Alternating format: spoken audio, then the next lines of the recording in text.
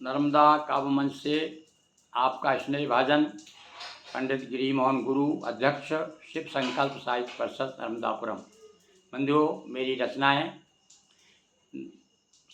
सन 1960 से निरंतर सारे देश में प्रकाशित हो रही हैं और अनेक पत्र पत्रिकाओं में मेरे साहित्य पर जो विद्वानों ने लेख लिखे हैं, समीक्षाएं लिखी हैं, वो इधर उधर प्रकाशित होती रहती हैं।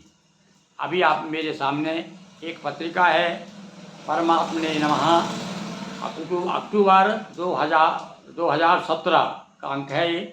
इसमें डॉक्टर भारती मिश्रा का लेख पंडित गिरी मोहन गुरु के काव्य में जीवन दर्शन, उसका अंतिम भाग सुना रहा हूँ। उसमें भी एक मेरा नवगीत का उदाहरण दिया गया है, सुनिए। लेखिका कहती हैं, संसार में तृष्णा ही दुख का कारण है, इसलिए गौतम बुद्ध ने कहा था कि तृष्णा के नाश होने में ही सुख है। जो व्यक्ति तृष्णा से मुक्त हो जाता है वह जीवन के सच्चे आनंद का अधिकारी होता है। कवि ने इस तृष्णा का वर्णन इस प्रकार किया है। अब देखिए मेरा नवगीत, मैं उनको किस प्रकार से तृष्णा वाली बात लगी, उन्होंने उदाहरण दिया है। क्या कहें?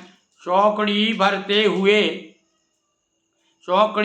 हुए ये अबुझ तृष्णा के मृग दौड़ते अविराम।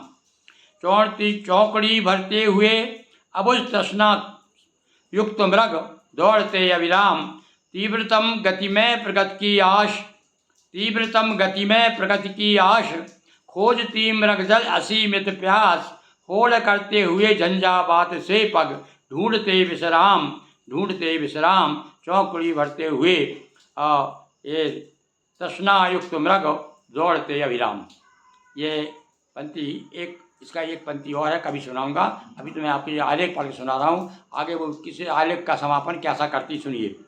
आज धन कमाने की लालच में मनुष्य इतना व्यस्त है, अपने सारे सुखों का विनाश कर रहा है। वह भोजन, निद्रा, मैथुन जैसे कार्यों को श्रेष्ठ कार्य मानता है। कभी कहता है हिंसा, चोरी, कपट, छल आदि से उपार्जित धन मनुष्य को अशांति ही देते हैं। तो इस प्रकार से ये आज आपने पंडित गिरी मोहन गुरु के काव्य में जीवन दर्शन, ये 5 भाग में 5 दिन से हम आपको उदाहरण